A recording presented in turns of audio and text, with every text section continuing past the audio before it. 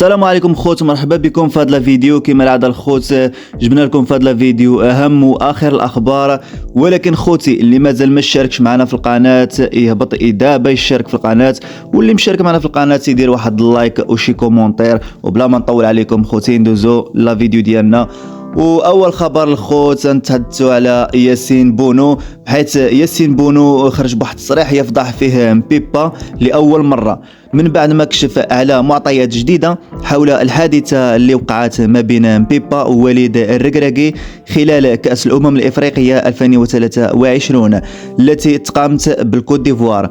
وقال ياسين بونو باللي خبروا يوسف النصيري ان مبيبا كان يقوم بسبه طوال المباراه، بينما النصيري تجاهل يرد عليه او ولا يتحدث معاه. وكما شفنا النصيري ومبيبا كانوا قراب بزاف طيله المقابله من بعضياتهم، بحكم ان النصيري مهاجم ومبيبا مدافع.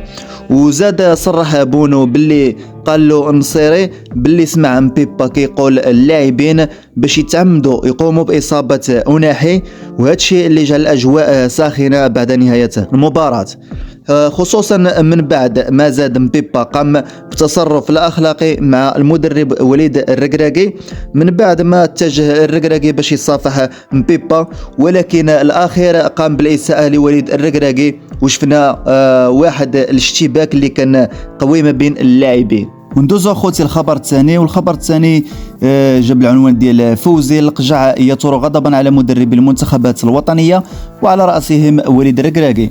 من بعد ما أقام فوزي القجع رئيس الجامعة الملكية المغربية لكرة القدم اجتماع مع مدربي المنتخبات الوطنية، واللي كان معهم وليد الركراكي مدرب المنتخب الوطني وهشام الشرعي مدرب المنتخب الأولمبي.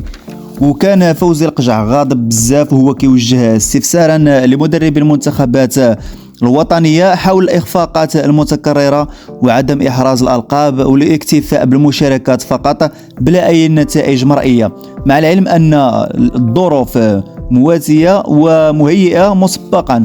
وسولهم فوزي القجع على سؤال محير، وهو علاش وشنو هو السبب اللي خلى الكؤوس الإفريقية تغيب عن خزائن المغرب وعدم التتويج بالكان.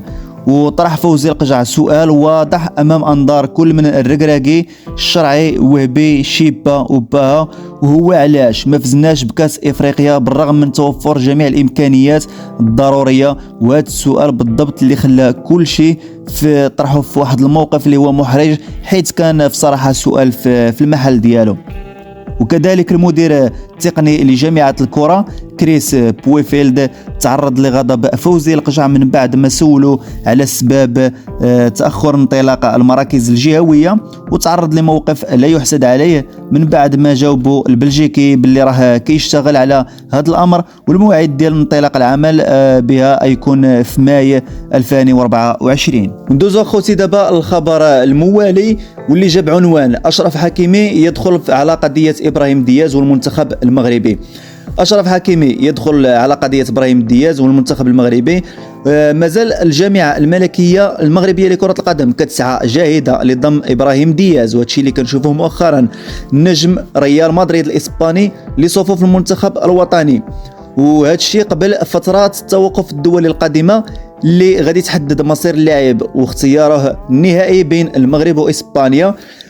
يبدو السيد فوزي القجع كما كنشوفوا رئيس الجامعة الملكية المغربية لكرة القدم جهودا كبيرة بزاف باش يقنع دياز والوكيل ديالو بتمثيل المنتخب المغربي وبتمثيل المغرب، ومستفيدا من قيمة اللاعب الفنية اللي غادي تشكل واحد الإضافة اللي قوية لأسود الأطلس. وكتواجه الجامعة المغربية صعوبة في إقناع دياز نظرا للمجهودات نظيرتها الإسبانية لضم اللاعب لمنتخب لاروخا، خاصة بعد المشاركة مع إبراهيم دياز مع المنتخب الإسباني الأول في مباراة ودية سابقة.